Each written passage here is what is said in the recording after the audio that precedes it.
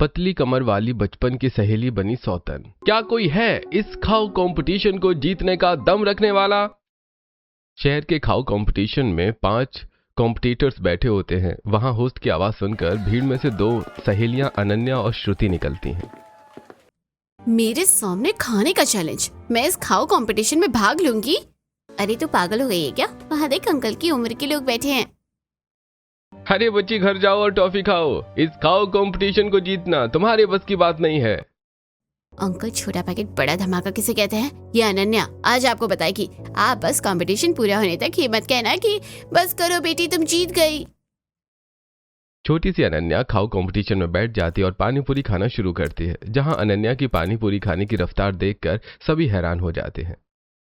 10, 20, 30। अरे आराम से बेटी, गले में अटक जाएगा। जहां दूसरे कॉम्पिटिटर्स पहली और दूसरी प्लेट में थे, वहीं अनन्या अब तक 5 बार पानी पूरी मांग चुकी होती है और ऐसी पानी पूरी खाते हुए उसे आधे घंटे बीत जाता है।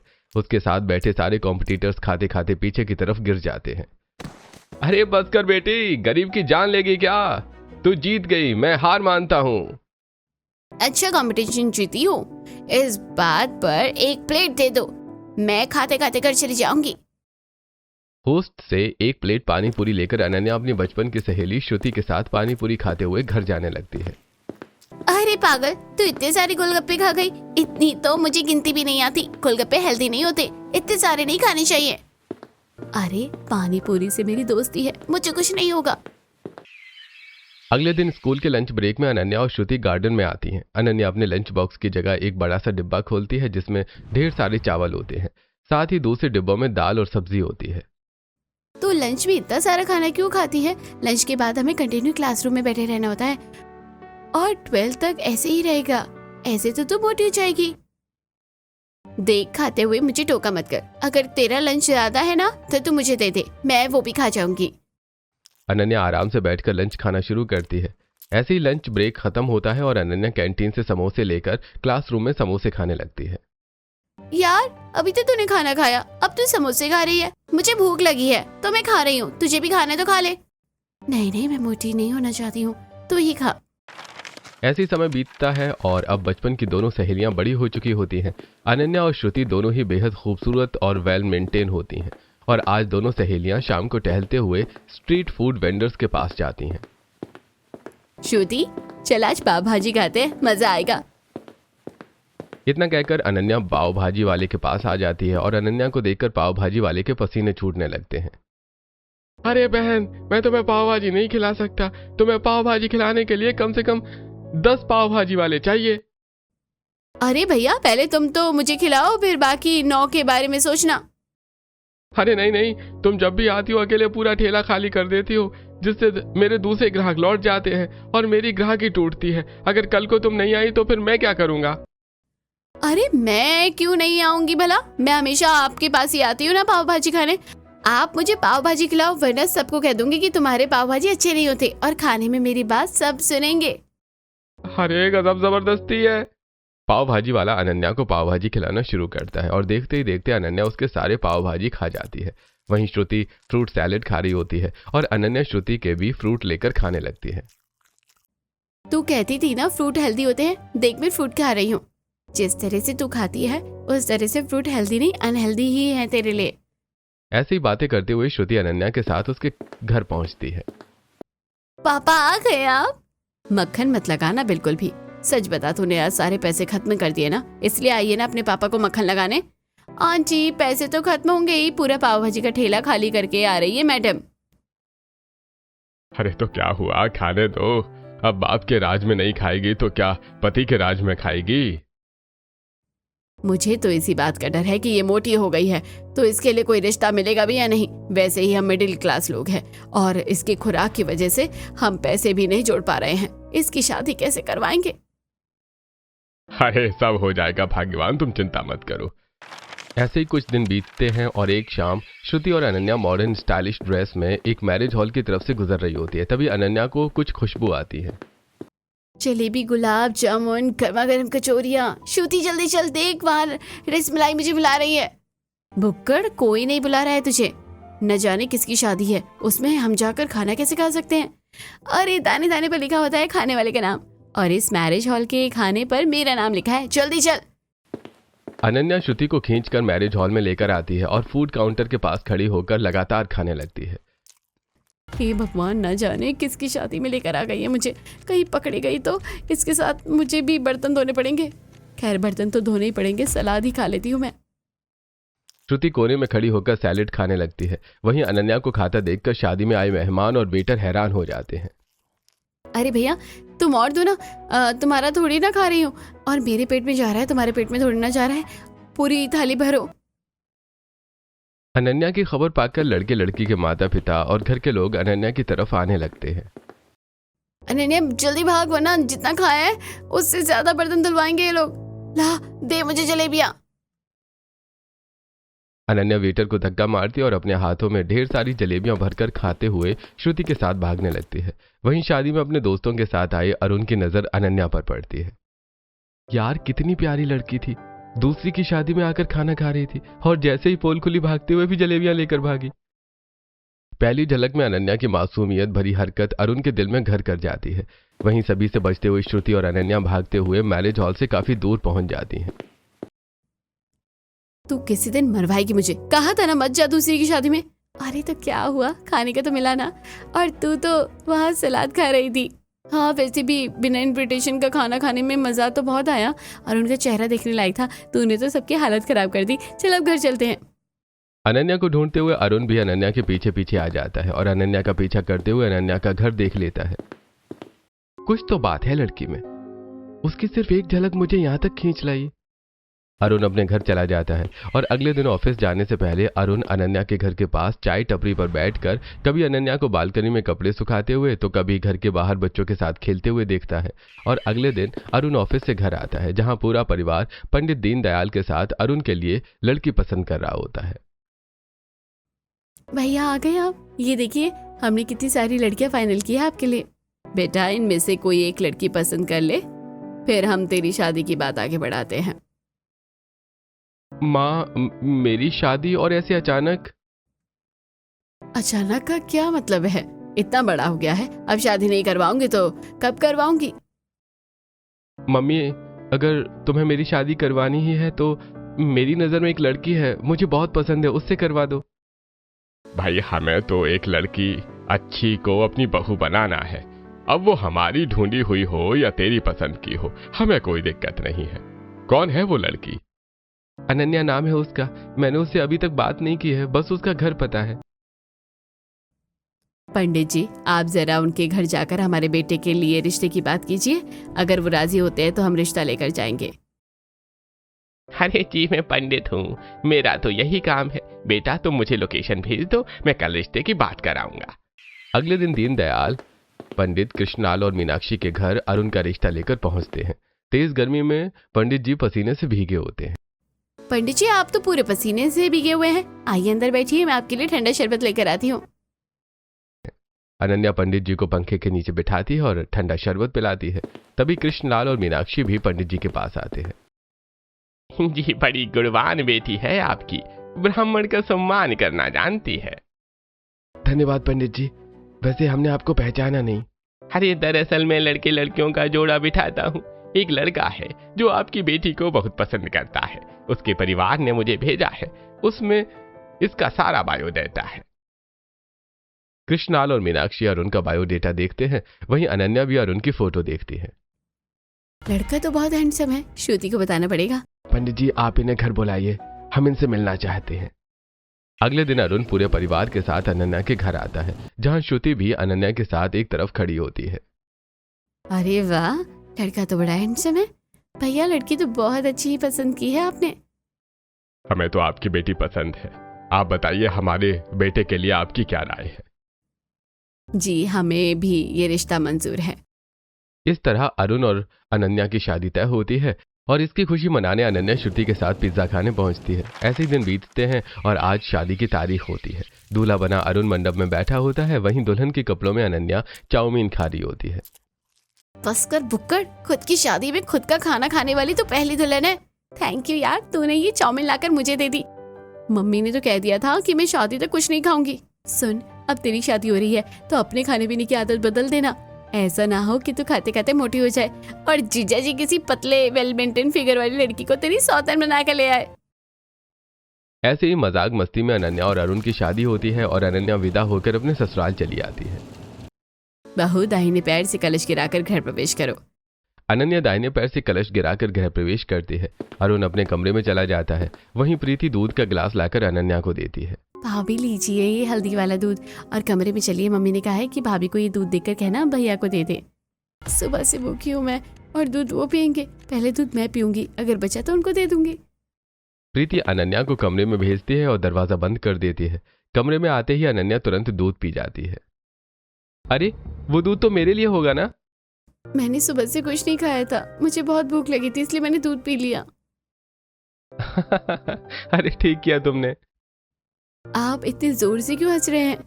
तुम्हें पता है मैंने तुम्हें पहली बार कहाँ देखा था? कहाँ देखा था? अरे मैंने तुम्हें पहली बार तब देखा था जब तुम बिन बुलाई शादी से जलेबियां लेकर भाग रही थी। अनन्या के गाल शर्म से लाल हो जाते हैं। ऐसी बातें करते हुए अनन्या और अरुण सो जाते हैं और अगली सुबह अनन्या डिजाइनर साड़ी में तैयार होकर हॉल में आती है। वाह भाभी, इस डिजाइनर साड़ी में आप तो बहुत ही अच्छी लग रही हैं। थैंक यू नन्ना जी। वैसे आज मेरी पहली रसोई है ना, बताइए आप लोगों के लिए क्या बनाऊं? बहू गर्मी बहुत ज्यादा है, ऐसे में हल्का खाना खाना चाहिए। दाल चावल और भुजिया बना ले।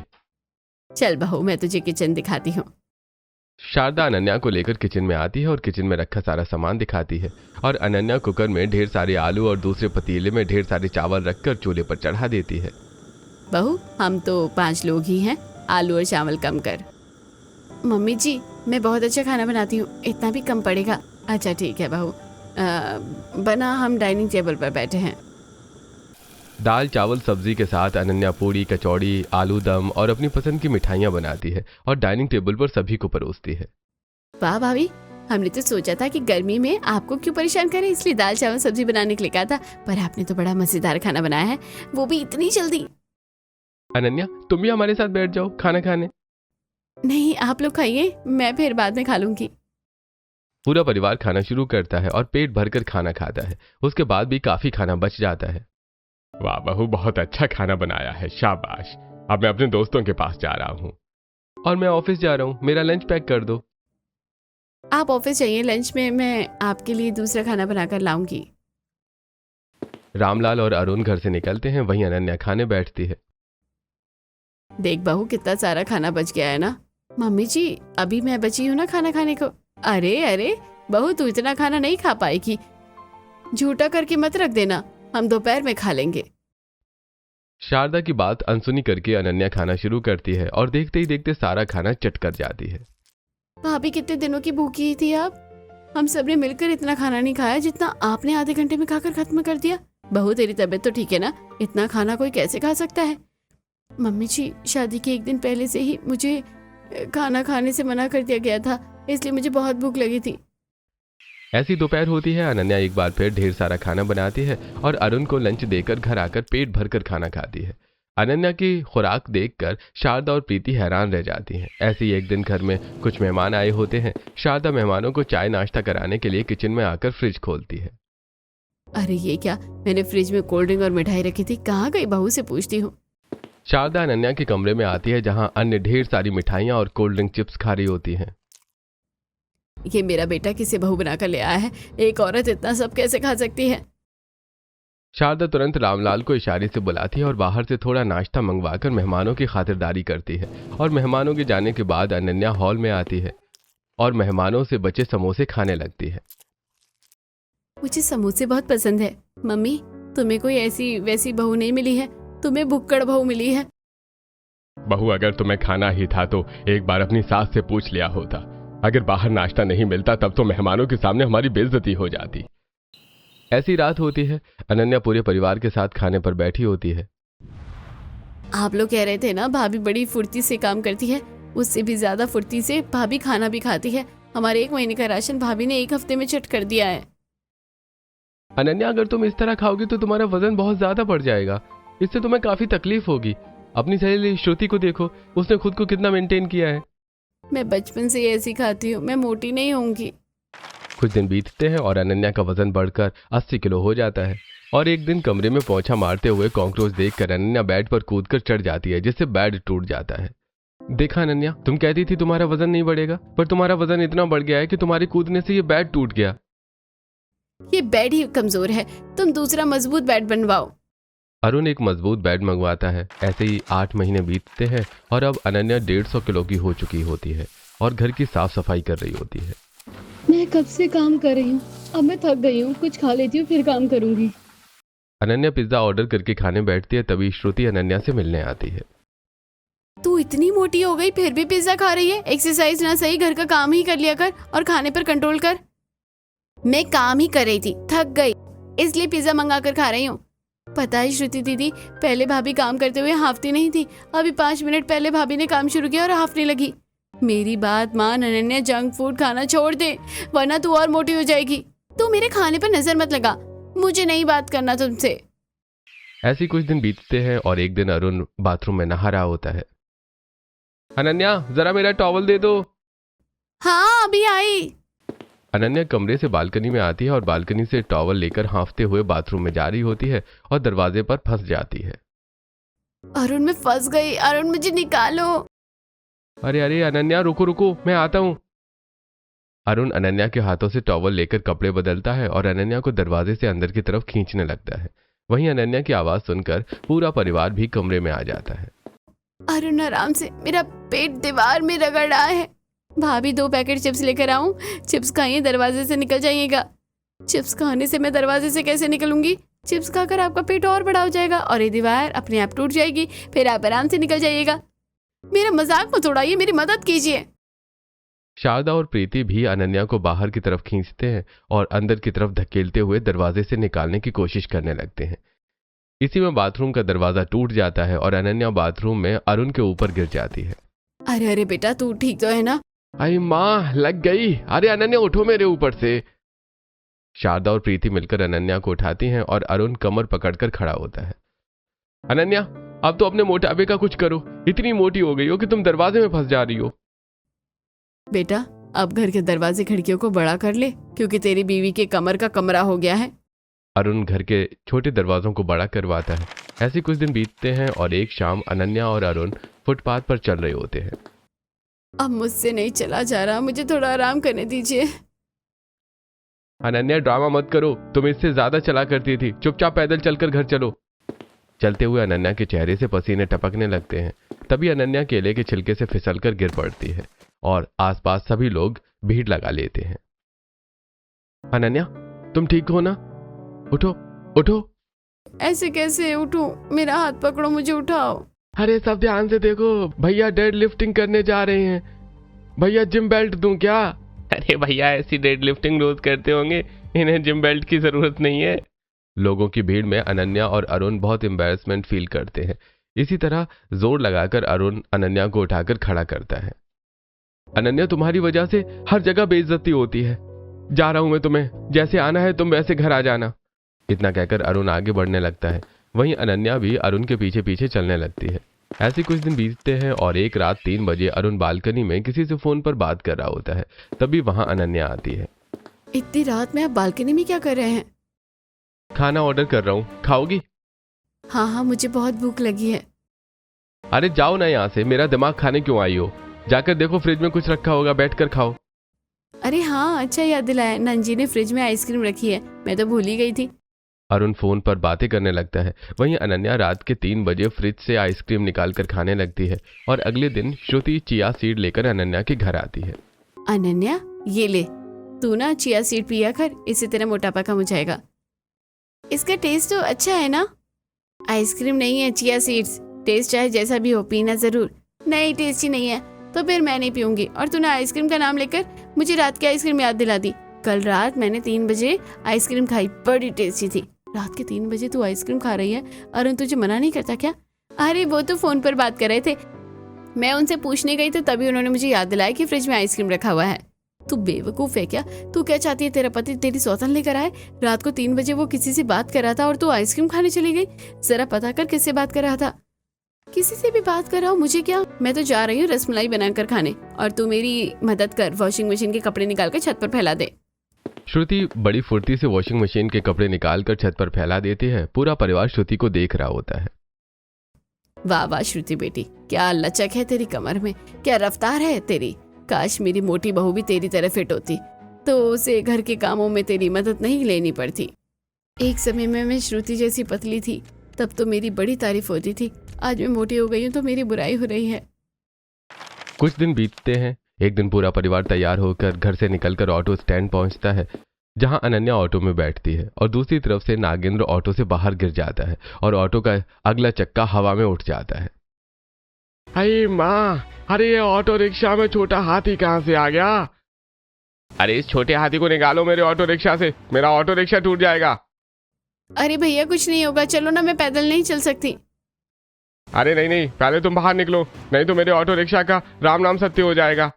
अनन्या ऑटो रिक्शा से बाहर निकलने की कोशिश करती है, पर अनन्या बाहर नहीं निकल पाती है। अरे भैया, अगर इसे अपने ऑटो से बाहर निकलवाना है तो अपने ऑटो का छप्पर खोलो और ऑटो के इन 2 रॉड को कटवाओ, तभी औरत बाहर निकल पाएगी।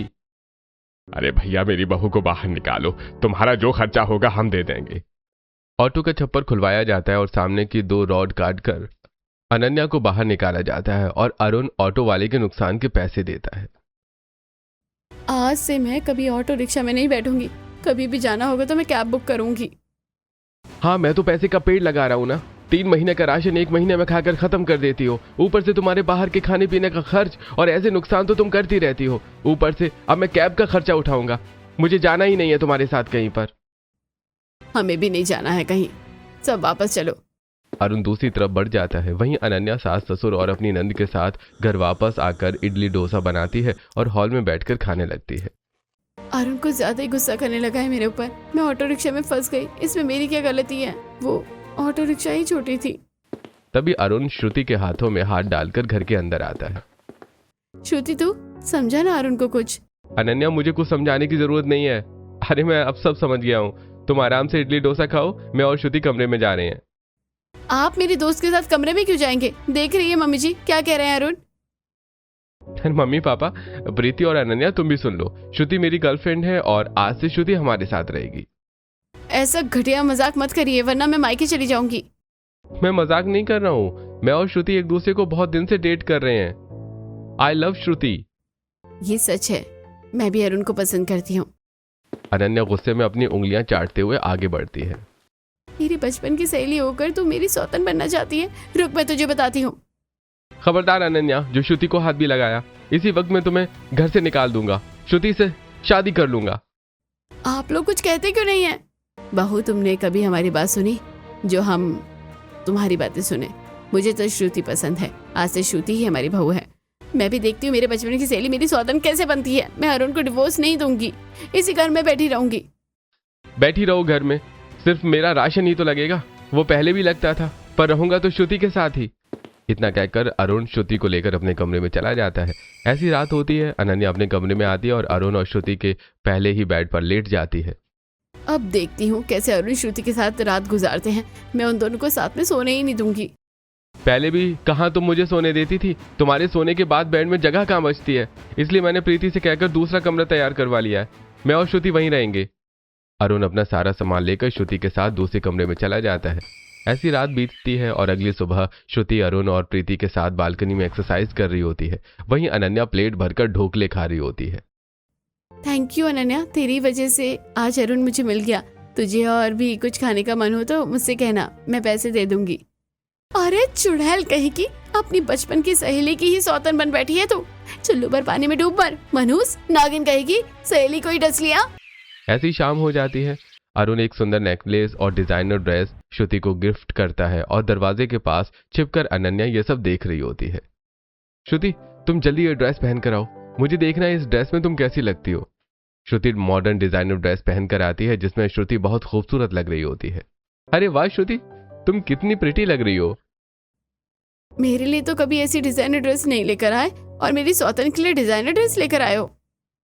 ओ मेरी बचपन की सहेली, घर में ऐसी कोई जगह नहीं जहाँ तू छुपे और किसी को दिखे ना। आजा कमरे में आजा, छुप कर मत देख। मेरे पति को अपना बनाकर खूब इठला रही है और आप मेरे लिए भी कभी ऐसी ड्रेस नहीं लेकर आए।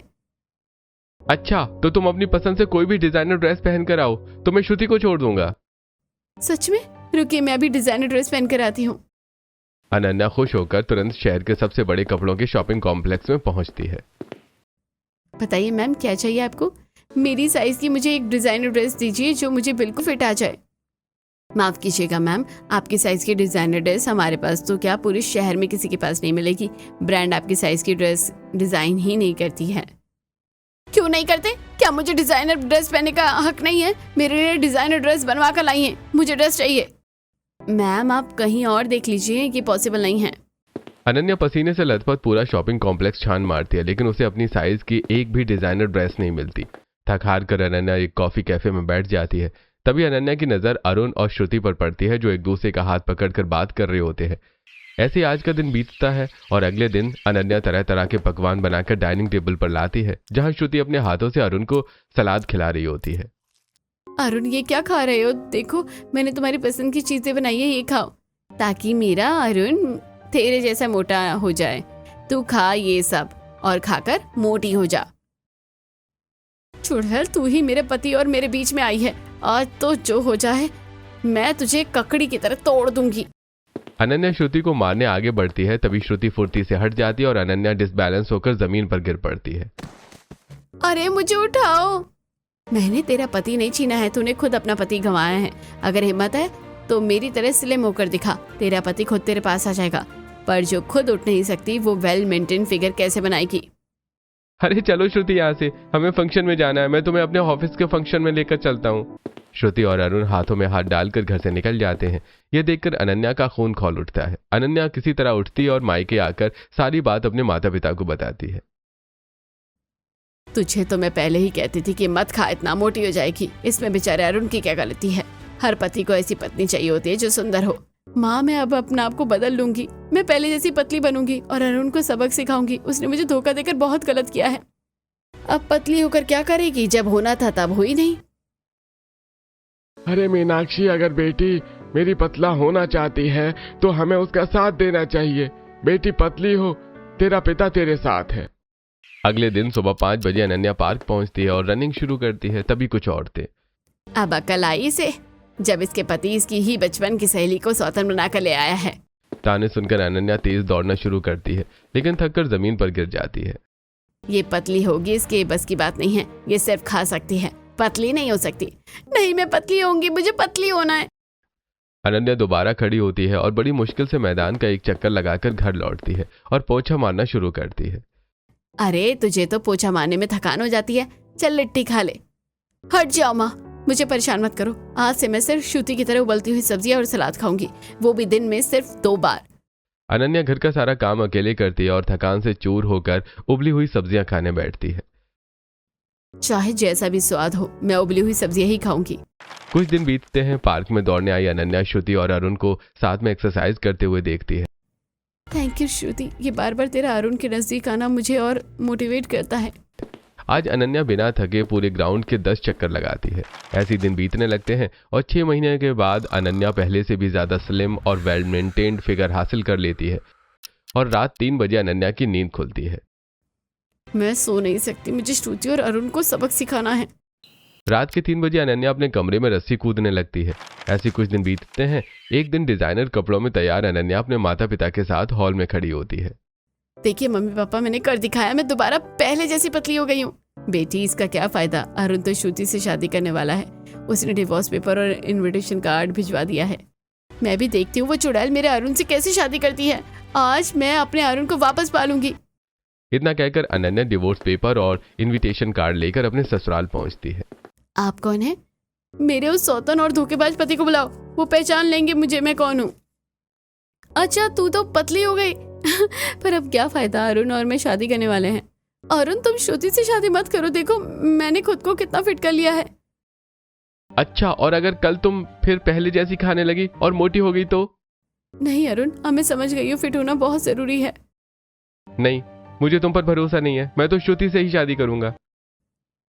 मैंने अभी तक तुम्हें डिवोर्स नहीं दिया है। मैं जा रही हूँ पुलिस कंप्लेंट करने। इस श्रुति को तो मैं जेल भिजवाऊंगी। अनन्या पुलिस को फोन लगाने लगती है। तभी श्रुति आगे बढ़कर अनन्या का फोन छीन लेती है। पागल हो गई है क्या? अपनी बचपन की सहेली को जेल भिजवाएगी? हाँ, तुझे तो मैं जेल भिजवाऊंगी। और अरुण, अगर तुम मेरे साथ नहीं रहोगे तो तुम्हें भी जेल भिजवा दूंगी। अरे नहीं बहू, ऐसा मत करना। अनन्या, मैं और श्रुति रिलेशनशिप में नहीं है। हम बस तुम्हारे मन में खुद को बदलने की भावना जगाने के लिए ये एक्टिंग कर रहे थे। अनन्या, तू मेरी बचपन की सहेली है, मैं तुझे धोखा कैसे दे सकती हूँ? ये सब मेरा प्लान था, मुझे माफ कर दे। मैं कैसे मान लूं? अपनी मम्मी से पूछ ले। अनन्या अपनी माँ से कॉल पर सब पूछती है। श्रुति, तूने साबित कर दिया तू मेरी बचपन की सहेली है। मेरे लिए तूने कितनी बदनामी सही, लोग तुझे क्या क्या कहते होंगे। अपनी बचपन की सहेली के लिए इतना तो कर सकती हूँ। अब संभाल अपने पति को और अपने ससुराल को। अनन्या और श्रुति गले मिलती हैं और अब अनन्या अपने परिवार के साथ हंसी खुशी रहने लगती है।